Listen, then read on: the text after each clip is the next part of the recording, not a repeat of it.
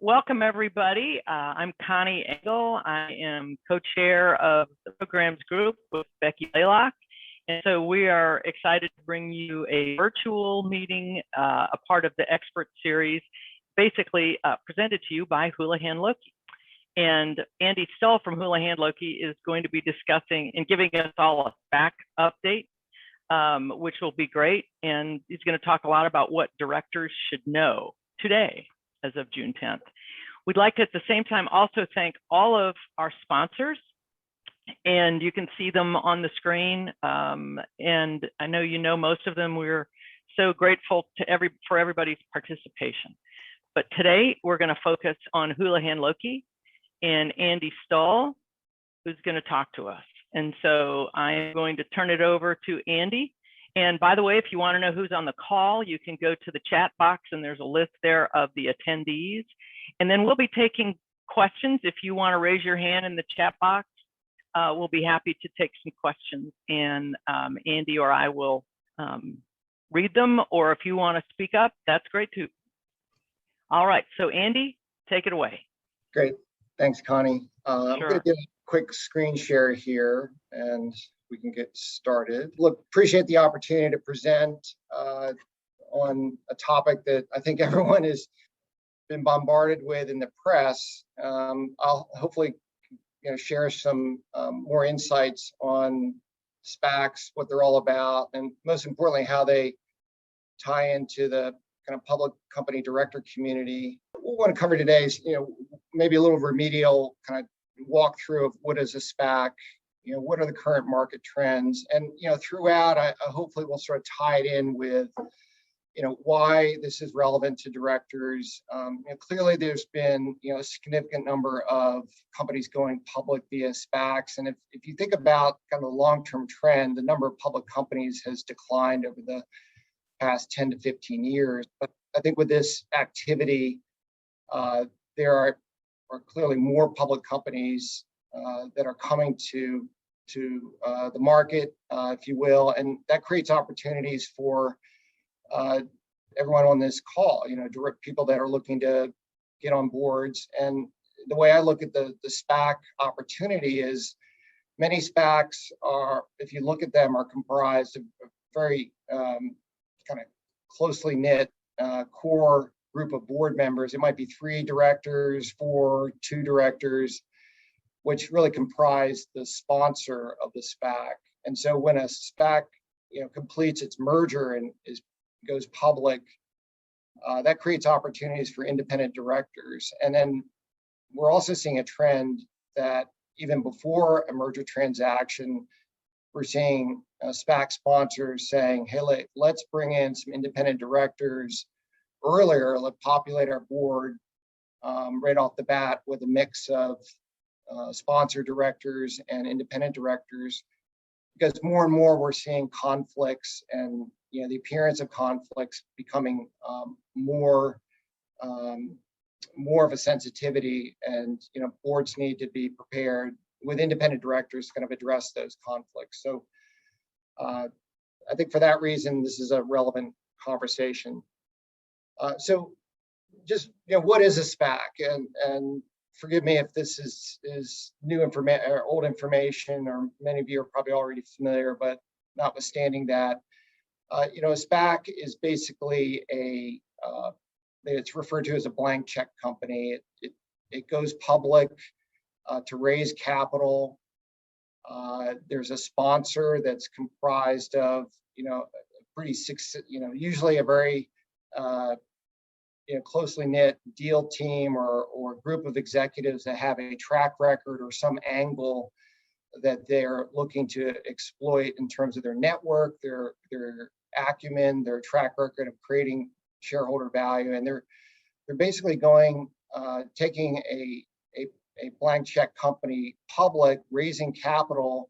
That capital goes into a trust, and that trust holds that capital for the exclusive use of buying a privately held company for purposes of going public. The proceeds in there can't be used for any other purpose than to affect a merger transaction.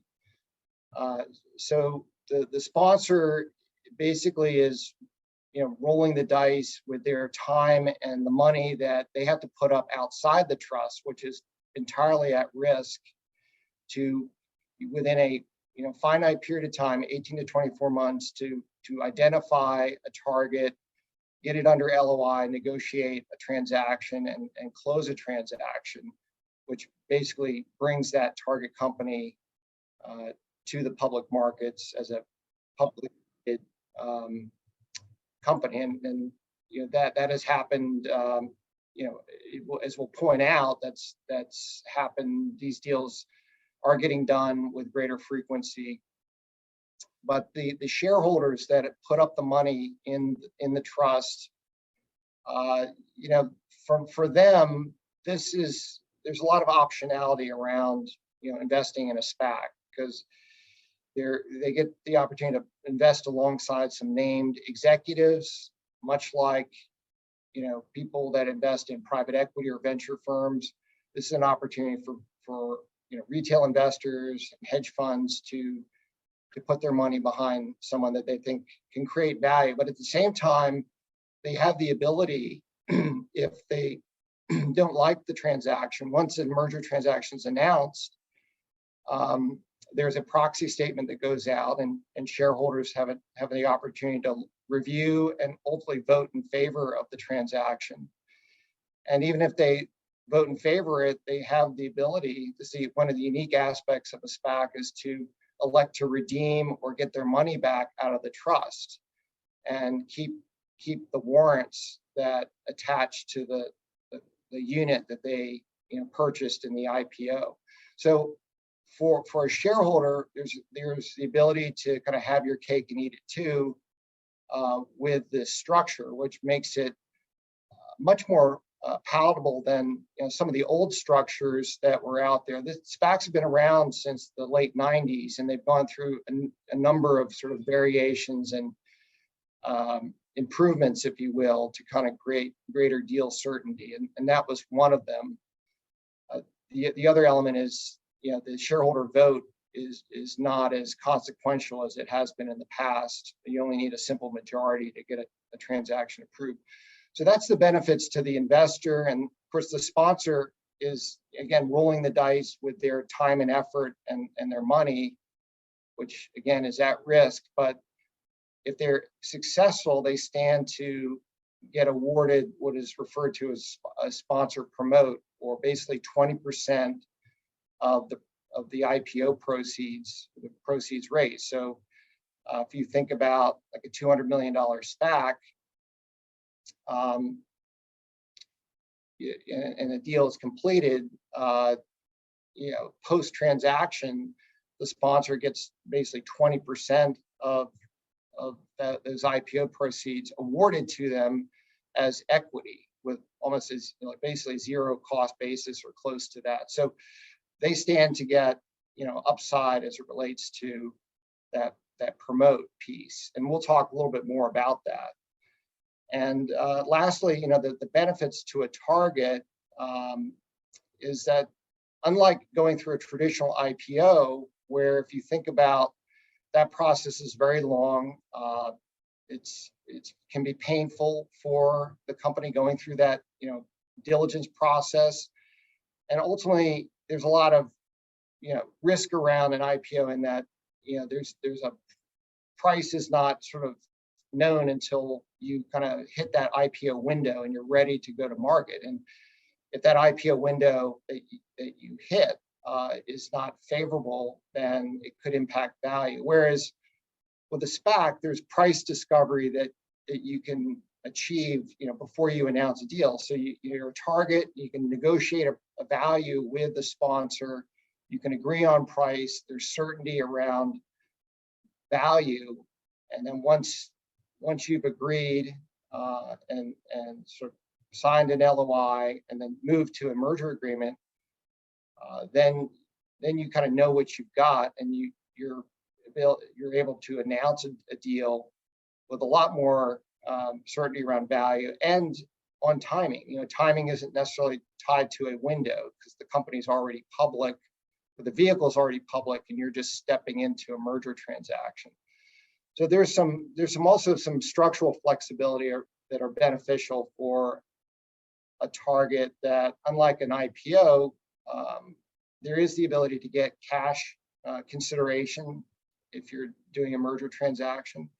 Most deals result in the target getting substantial consideration in the form of stock in the public company, but there is a lot of deals are sort of a mix of stock and cash.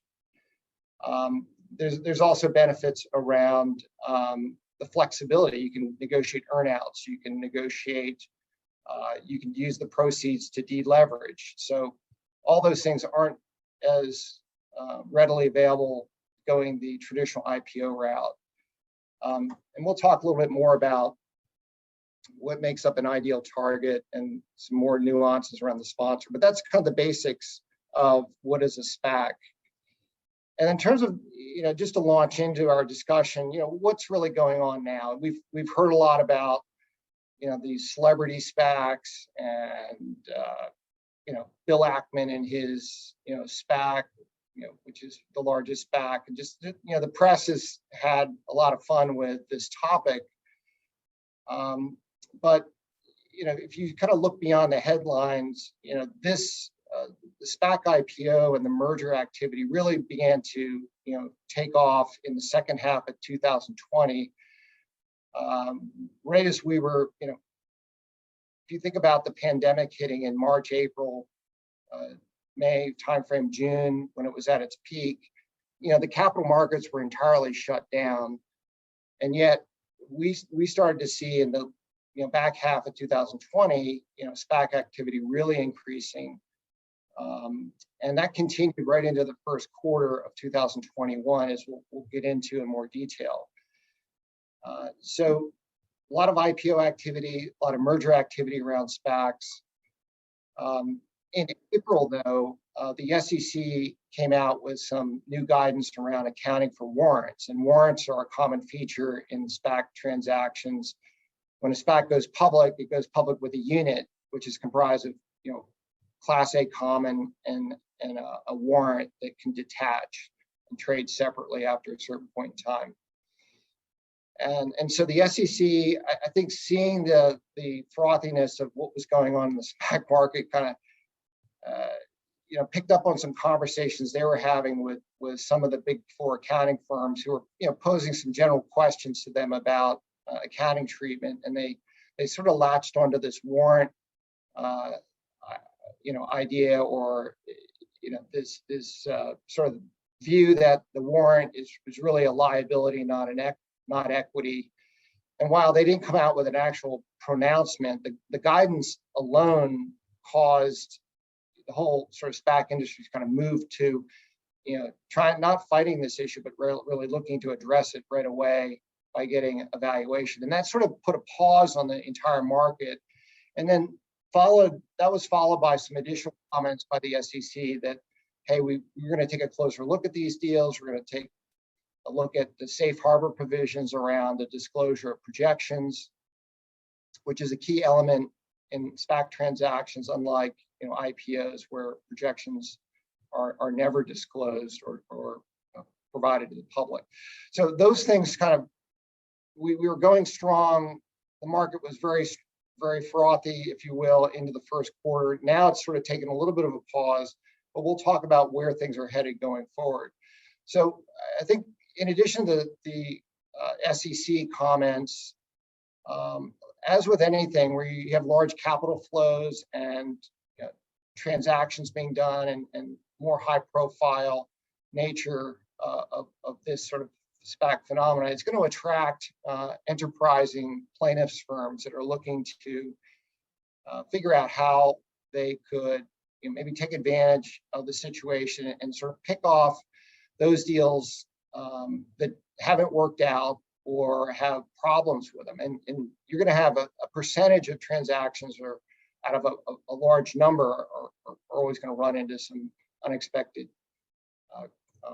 issues. And that's the case with SPACs. So I think we've seen in this year alone a doubling of litigation claims, cases filed against de-SPAC companies and SPACs themselves. And what's that's translated into is, as moving forward, SPACs are putting even greater emphasis on the diligence process. Not that that wasn't emphasized before, but many of these companies are high growth companies with business plans that are very much back end weighted to achieving entry and ultimate dominance in a particular niche market or a broad market. And so that results in a lot of diligence around the projections themselves. In addition, there's a greater emphasis around conflicts between the sponsor and the target, and those conflicts could be an outright conflict of common ownership, but it also could be like the appearance of a conflict, and any of that would sort of raise a sensitivity that the sponsor would look to take an added step of saying getting independent advisors involved and commissioning a fairness opinion for the board or a special committee. And that's becoming much more on the minds of sponsors as they think about how to bulletproof and create a process that can hold up under increased scrutiny in litigation or otherwise. Just a couple other points here. The PIPE market, we'll talk about this, raising money through a private investment in a public equity, or what we refer to as PIPE, is a key component to these transactions to fund the business going forward. A lot of these businesses need a big cash requirement, a minimum cash requirement per the merger agreement, and that is usually not entirely funded out of the trust, but needs to be supplemented with outside investors, i.e. PIPE investors.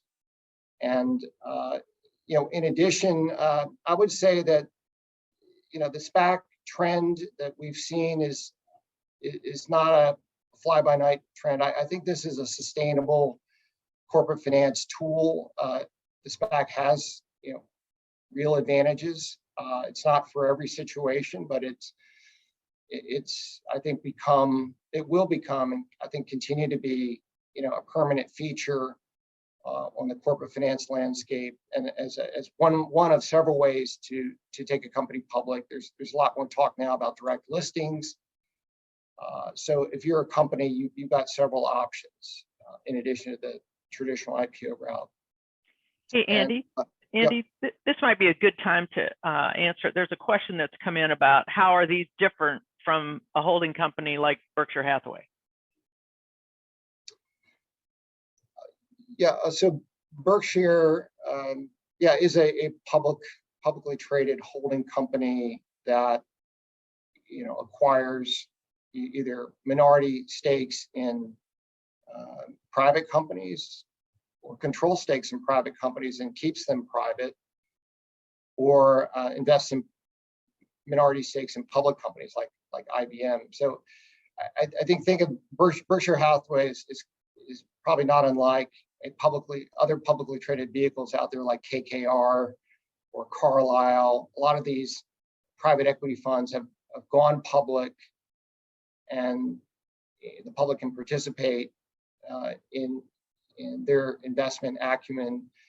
A SPAC is somewhat different in that its sole goal is just to invest in a single business, a single private company, and to take that company public and allow that company to access the public markets, but also benefit from the skill set and acumen that the sponsor can bring to the table, and help drive the value creation and the investment thesis going forward. So it's a single asset play for an investor versus like a Berkshire Hathaway, which is kind of more of a diversified portfolio. Thank you. Great. Just very quickly, this is some statistics on where the SPAC market has been historically. If you look at the graph, and again, SPACs have been around since the 1990s, but they've sort of gone through waves of activity. And prior to this past year, they were relatively relegated to kind of an area of dormancy in the public market realm. And they started picking up a little bit more notice in the 2018-19 timeframe. In 2020, and again, most of that activity was second half of the year, where close to 50% of IPO activity were SPAC listings in 2020, and that was just driven by a tremendous amount of liquidity that was in the market and looking for a home, if you will, and the opportunity to back some of these private companies that have been incubated in venture portfolios or private equity portfolios for years and were public company ready. And this was, for reasons I've already described, a sensible way to bring a company public versus a traditional IPO path. And so that was, we looked at 2020 and thought, how could we repeat that level of activity? But as we got into and got to the end of the first quarter of 2021, the activity just in that quarter alone eclipsed all of the prior year, and I think that caught notice of regulators, and they came up, in my view, a way to sort of create somewhat of a pause on this activity. But you can see that a lot of records were broken in the SPAC world. We had the largest SPAC merger at $16 billion that closed. There are several that have been announced that are much larger than that. And we'll see if those deals close, but the two that are out there are double the size of the Gore's United Mortgage wholesale transaction. We had the largest SPAC raise with Pershing Square, which just announced one of the largest mergers with, or is rumored to be about to announce a merger with a large media business. And so, look, this underscores just the tremendous amount of money that has been raised. If you look at the number of SPACs searching for targets, there are over 400 SPACs with about 140 billion of capital that's looking to be deployed. And if you think about that number, that level of capital, 140 billion, you can put a multiple of 3 to 4 times on that, and that's the level of enterprise value that they're looking to transact at in the aggregate. So that's a lot of capital. That's really a driving force behind all M&A activity right now, for sure. And you have call it 60 or 70 SPACs that have listed to go public. So notwithstanding the SEC and the increased litigation, the trend is there. And if IPO activity stopped altogether this year with SPACs, you still have a tremendous amount of capital that is looking to transact, that has up to 24 months to be deployed before it has to either be returned to shareholders or they would have to petition for an extension of that term. So a lot of activity. You can see it below some of the logos on some of the better known SPACs: DraftKings, Luminar, SoFi, Metromile, Virgin Galactic. Many of these companies or some of these companies are sort of pre-revenue companies that are entering into brand new markets. In the case of Virgin Galactic, that's a communications and kind of space transport company. That is entirely, the value of that business is entirely predicated on the projections of that business. Whereas, DraftKings is an established business. Adapt Health, which is a sleep apnea, sleep therapy business, established company that was previously, backed by private equity. So you have a combination of more venture-y, business plan oriented targets and more established businesses that are going public, all of which the common denominator, they all have a growth story and a need for capital to kind of fund that growth. Just since the SEC's announcements that kind of put a pause on the market there have still been, deals that have been announced, deals that have been closed since the early April timeframe, as illustrated by this slide. And again, some recognized names here at the bottom, and a pretty broad swath of industries that are participating, of late. And I would still say, majority of those companies are very forward-looking, business plan-oriented companies, notwithstanding, the fact that I think the bar has been raised for companies that are predicated, their value being predicated purely on management's outlook for the future. Just some stats on one of the things we've done as a firm, and we do work with SPACs just from a number of perspectives. Some of our clients are looking to merge with SPACs, so we're providing sell-side advice. In other cases, we're working with SPACs on providing kind of independent advice and fairness opinions. In other cases, we're doing diligence and IPO readiness work and financing work. So it's a little bit, we don't do IPOs, and we are not, we're not involved as an investor in SPACs.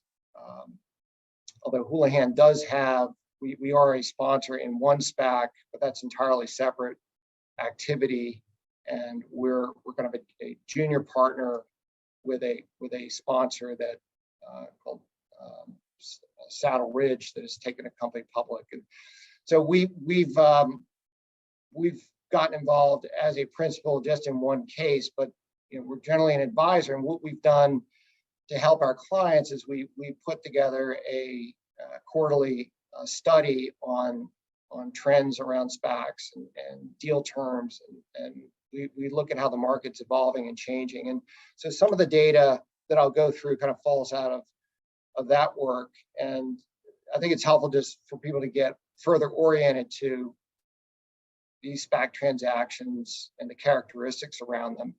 I would say this slide is helpful from the perspective of, the SPAC transactions generally work if the target's value can be is sustainable and proven out to be, around a billion or billion plus market cap business. You can see from the graph below that that the transaction enterprise value or market cap of the target is consistently above or between $1 billion and $2 billion in size. And you really need a transaction of that size to overcome some of the dilutive impacts. If you remember, a sponsor that completes a transaction gets awarded 20% of the SPAC IPO proceeds, and that has a dilutive effect on all the other shareholders. And to reduce that dilutive effect, you can't do, if you have a $200 million SPAC, you can't do a $250 million deal, because it would be too dilutive with that sponsor promote. So that requires SPAC sponsors to kind of look at targets that can be viable public companies at a value typically in excess of $1 billion. In addition, the graph below kind of illustrates the fact that it takes a long time, typically almost the full 24 months, for sponsors to find a deal, get it announced and closed. Although in 2021, we saw sort of an acceleration of SPACs going public, and then relatively quickly, announcing and closing a deal. We did some work with a company, with a SPAC called CM Life Sciences, which went public in January, and then we got involved, fortunately got involved and helped them get to the point where they were able to announce a transaction in early March. And so that was one of the fastest, turnaround times for a sponsor, but typically it takes a good part of a year to 2 years for that process to come to fruition. And if you think about it, a sponsor is under pressure. They basically have a shot clock to get a deal done within that time frame before they're typically compelled to return capital to investors. So some other stats that are pretty important to think about. We talked about the sponsor promote. That again is sort of the upside that the sponsor gets in the form of equity for completing a transaction and taking the risk of going through this exercise in the first place.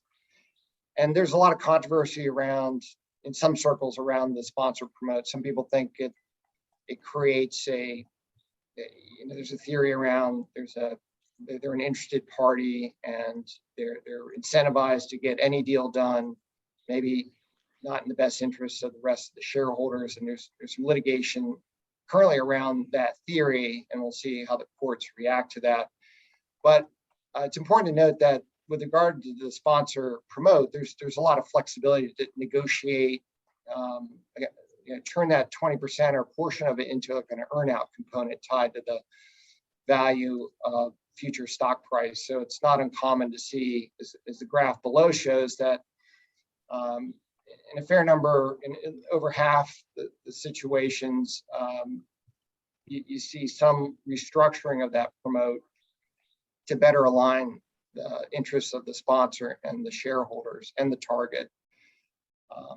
The other thing that's a really important dynamic with SPACs is, as I mentioned before, if you're an investor in a SPAC, you have the ability to review the transaction and elect to get your money back if you don't like the deal that the sponsor is entered into, because it is subject to a shareholder vote. And again, you as a SPAC shareholder could vote yes, but elect to get your money back, get your common back, and you can keep your warrants. And so redemptions are a really important dynamic to kind of get your arms around, and a sponsor needs to raise enough capital to kind of make sure they can fund any redemptions that come about. And you can see from the graph below that in 40% of the situations, the redemptions can be fairly material, 20, 40, 60% of the overall amount of proceeds in the trust. And that money has to come from somewhere, because again, the target typically is going to need funding going forward to fund its business plan. So that is kind of a moving target for many sponsors to get their arms around. These next couple of slides, I'll just sort of quickly give you sort of flavor for, okay, what companies are going public through a SPAC. We talked about, typically they're either venture-backed businesses or private equity-backed businesses or even founder-owned businesses. What's been interesting since this run-up in SPAC activity, kind of in the second half of 2020 and into the first quarter, strangely enough, the majority of SPACs, if you look at the chart, the pie chart above, 42% of SPAC targets, and again, one of the key features of a SPAC transaction is once a deal is announced, a proxy or S4 is filed so that the shareholders can see what deal's been negotiated and can evaluate it before they vote yes or no. And SPACs are very reliant on a story that's being told, and because it's a merger, not an IPO, projections it's very common to see projections disclosed for the target business going forward. And those projections can go out a couple years, out to 5 or 6 years. But with regard to the nature of the targets we've seen, it's interesting to note that 42% were targets with negative EBITDA. We characterize as negative EBITDA and high growth. High growth being kind of in excess of 30% annual compounded revenue growth over the forecast period. And those comprised a large chunk of the SPAC merger transactions, which is a little counterintuitive. You would think that you would see much more of the companies that had positive EBITDA, that are maybe more established businesses, You did see 43% of those companies were those types of businesses that were already, had a history of performance, were making money, maybe didn't have as high growth expectations, but had a reasonable growth story. And I think, reading between the lines, I think the SEC picked up on the fact that so many companies were going public that were negative EBITDA, even pre-revenue companies. And I think there was a desire to sort of create a little bit of a pause in the market and allow the market to kind of catch their breath on those types of companies that were accessing the public markets. Prior to the pandemic, most SPAC transactions were more of these established businesses that were private equity owned, that didn't have an exciting enough story to go public the traditional route, but needed to go public and did so through a SPAC. I think we're going to see kind of the pendulum swing back to more of those types of targets as we move forward. But it's interesting to note that so many companies have gone public that are very kind of early stage businesses that are addressing a huge market opportunity with a management team, and in some cases just an idea. And I think that's some of those are ones to watch as to can they meet the high expectations they've set for themselves. Just to kind of get through the rest of these slides, and before we take any questions, just to kind of continue the theme from the prior slide, the highest, if we look at the returns, where the return activity has been, where shareholders, investors have sort of embraced businesses and kind of bought into these growth stories, the highest returns, again, a little counterintuitive, have been these, on their face, more risky targets. Again, the negative EBITDA, high growth businesses, and those are, fall in the category of the electric vehicle companies, the whole electrification trend that we've seen, battery storage, LiDAR companies, that produce these sensors for driverless vehicles, whole industries that are not expected to really, take hold or penetrate significantly for several years. Companies that are going public to kind of address those potential market needs are nonetheless being embraced pretty wholeheartedly by investors. But we'll see that, like anything, ultimately the proof is in the pudding, and these investors ultimately will be held to account to perform. And those that haven't, have run into some issues, which we'll touch on towards the end. But for now, those companies have enjoyed the highest returns, as indicated by the bar charts to the lower left.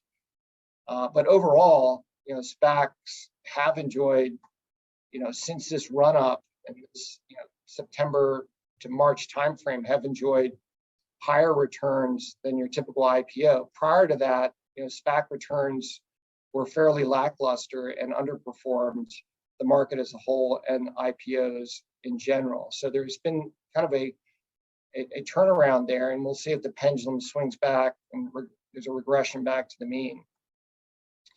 Just sort of lastly on the subject of targets, what industries have been hot? I sort of touched on the whole electrification trend that's taken hold. I've talked about batteries, battery storage, talked about industrial technology, life sciences have been very strong, AI, online gaming and gaming related businesses have been very well received by the market. And I would say just the common thread that runs through all these is that there has to be a growth story that is going to capture the attention of public company investors who have a lot of choices on where to put their money. So there's a high growth story, whether it's eye-popping 50 to 100% annual revenue run rate growth, or just 20 to 30% growth.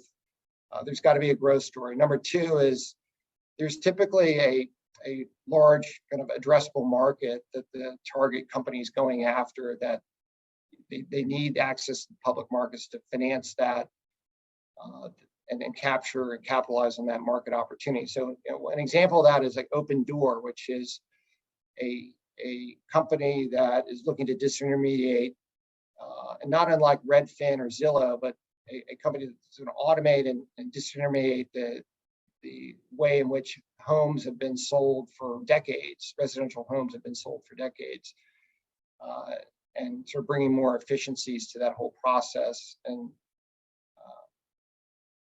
again, disintermediating your traditional real estate broker. Another example is a company called Danimer, a deal that we were involved with that is manufacturing, has a plant in South Georgia that's manufacturing biodegradable resins used in plastic packaging. So the whole ESG trend, a sustainability trend, is another theme that investors have really gotten behind.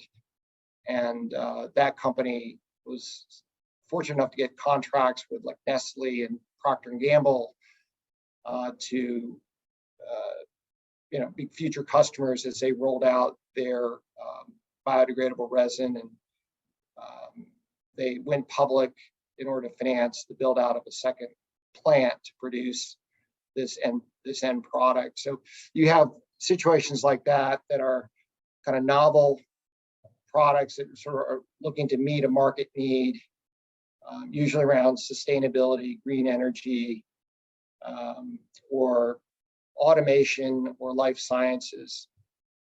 I guess the last thread that kind of woven through these targets is technology, the use of technology, and that can be very broadly applied.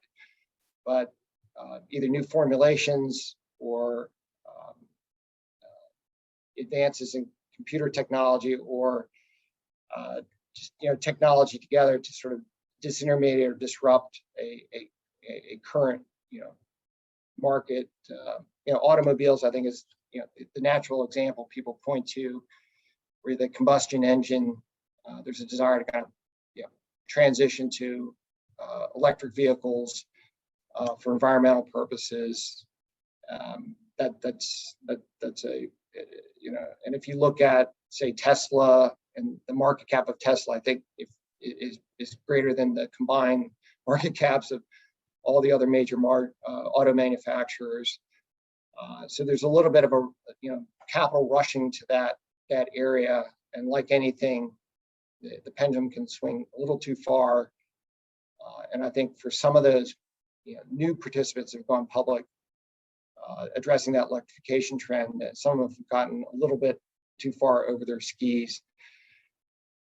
Just to kind of wrap up on the last two slides, I mentioned the PIPE market is an important component to getting SPAC deals done. Not every SPAC transaction requires capital to be raised, but this is capital that is sort of circled in advance of the announcement of a transaction, and these are investors that are kind of brought over the wall and provided, under confidentiality agreements, information that will allow them to diligence the target and to get comfortable with the valuation. So in many cases, the PIPE investors who are comprised of very large institutional investors, in many cases, are much longer term hold type investors than your typical investor into the SPAC itself.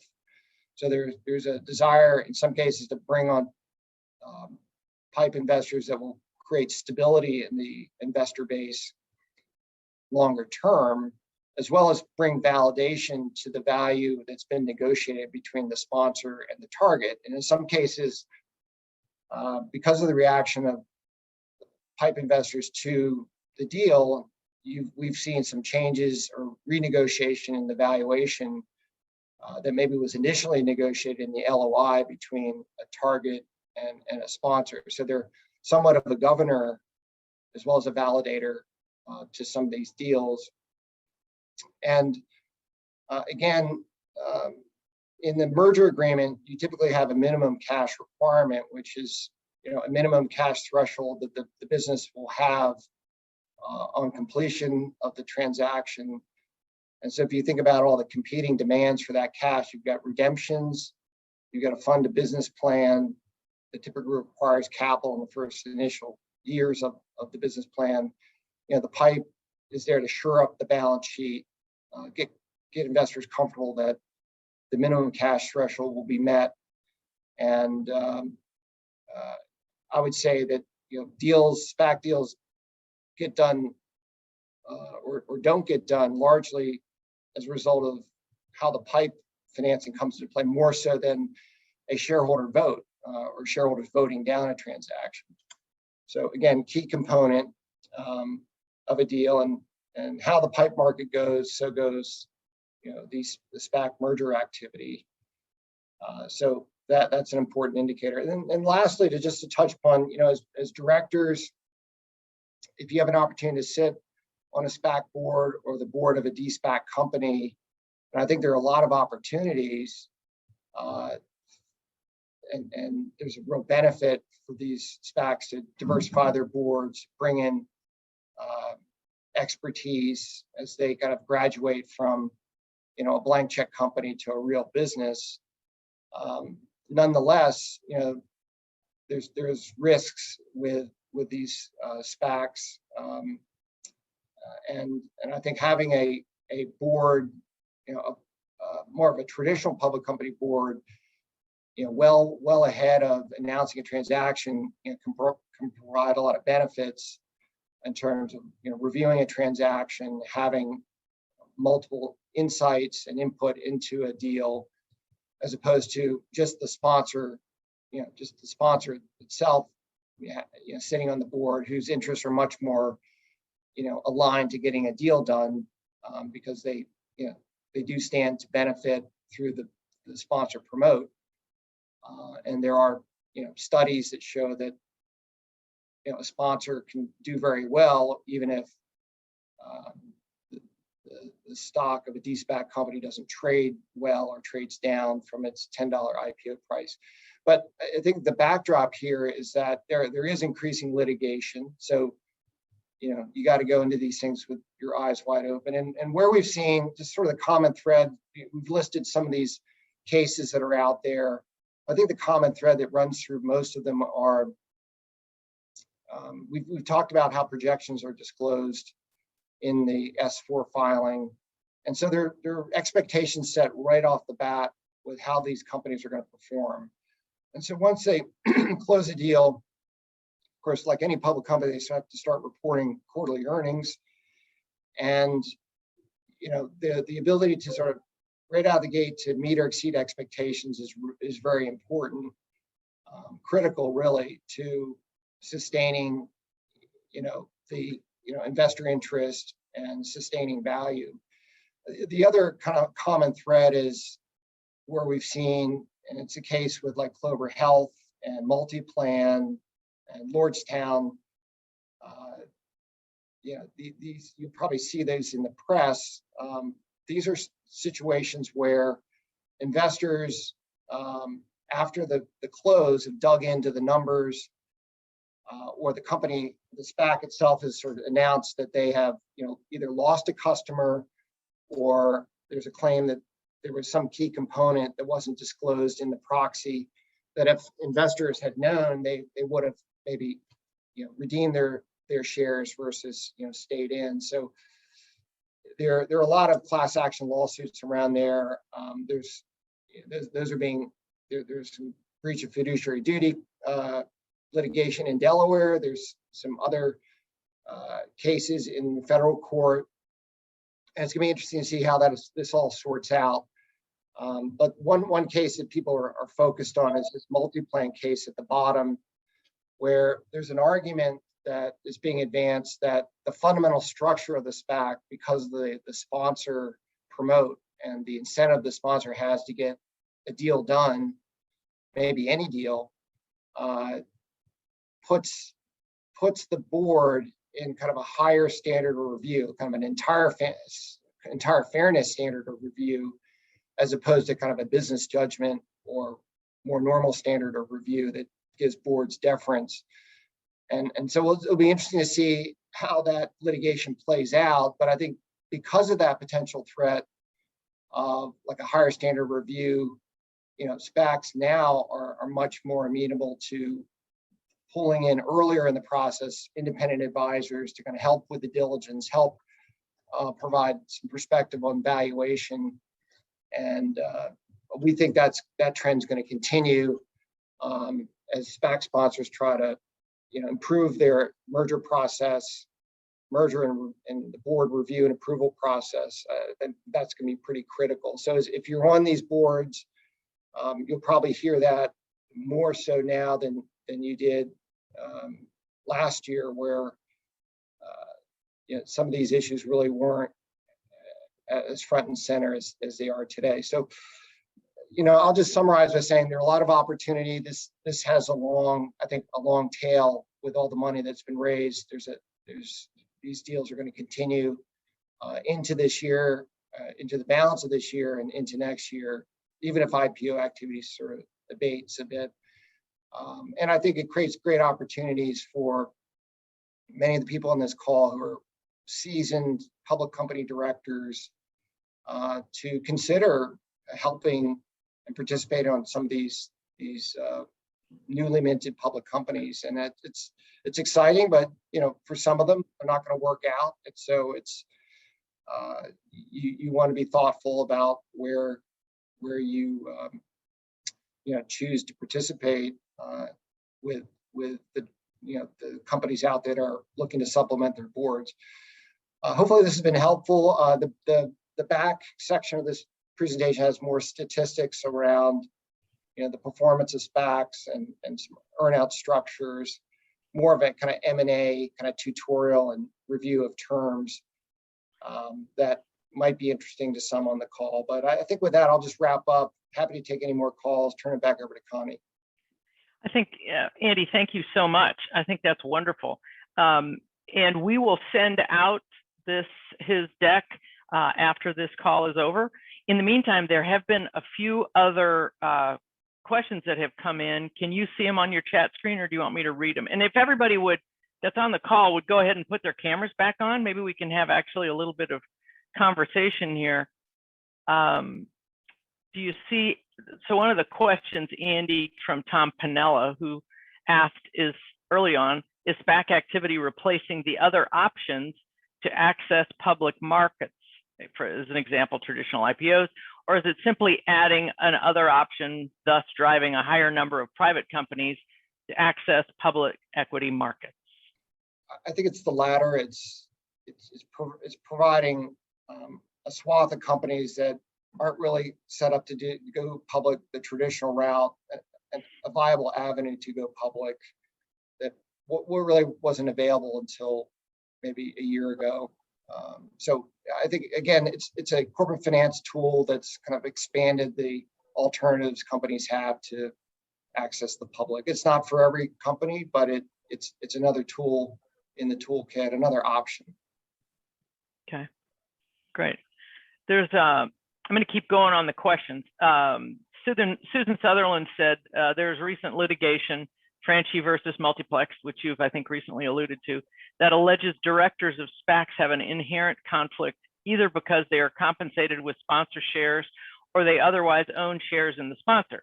Plaintiff states that no other public company setting is a director faced with a binary result in which their actions, de-SPAC or not, can render their shares potentially valuable or condemn them to be worthless.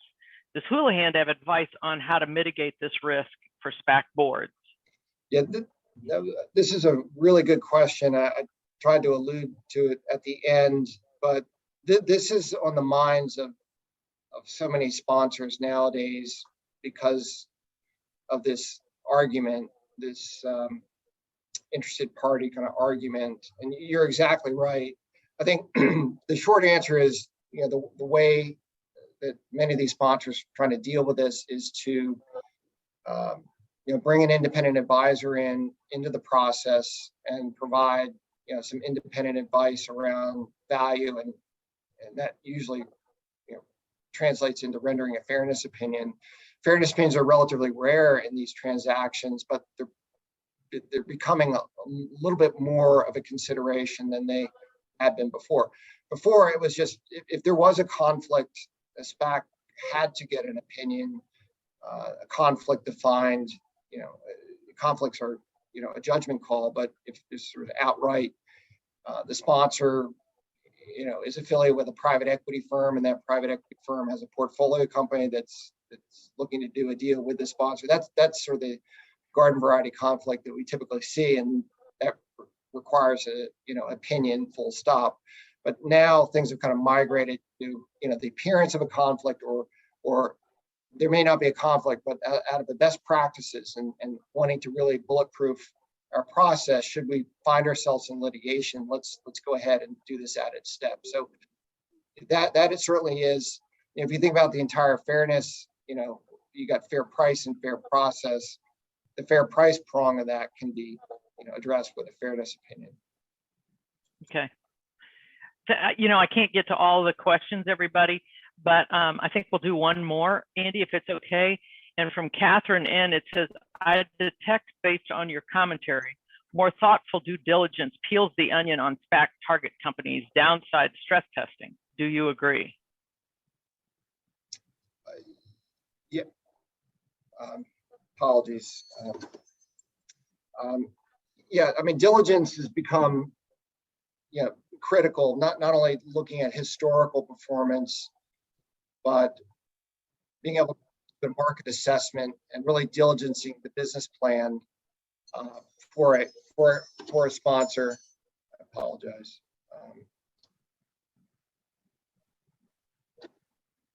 I apologize. It's okay. Yeah, so I mean, diligence is critical now than it ever has been, and that could take many forms.